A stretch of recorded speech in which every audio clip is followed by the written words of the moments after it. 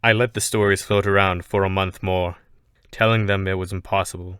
Such a demon as that would never be able to birth a child.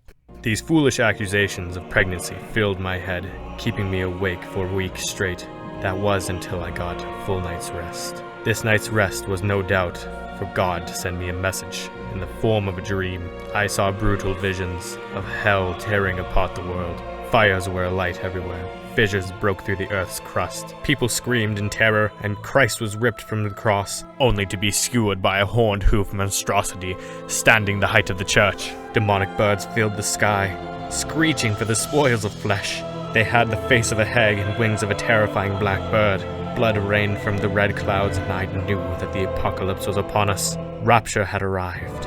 I walked in horror through my vision, watching those I held dear and those that ridiculed me die a gruesome death. I was then pinned down by a half-man, half-goat with backwards hands, thumbs on the outside of his hands. The beast called me father. He grasped me around my throat, strangling the life out of me.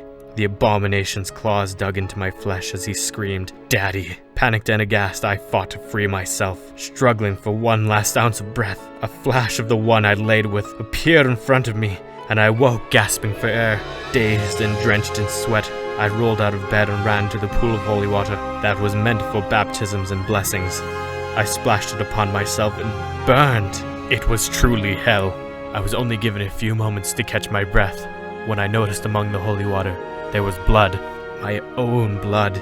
I saw the reflection in the rippling holy water, and there were 2 backwards handprints on my neck. Fingernails pierced through the flesh, making my blood pour down and tainting the purest of waters. I locked the doors of the church and cried. It took 12 hours to regain my composure and unlock the doors to the public. In that time, I found out what I had to do. This was no mere nightmare. It was a premonition sent by God of a future that would come if I didn't act upon this knowledge. I began to ask about the demon I cast out. I asked my fellow worshippers to bring her to me, so I could see if she was spawning the grotesquerie. It took about a week for her to show up, and I had slept well.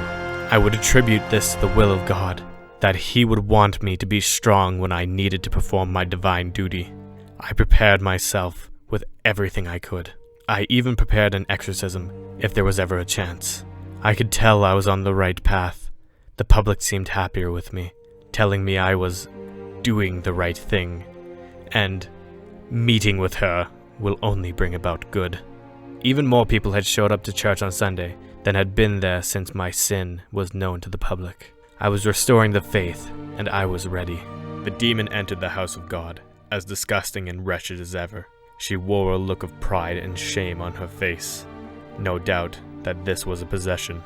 The woman that I once knew was still in there, but the demon that had possessed her had complete control.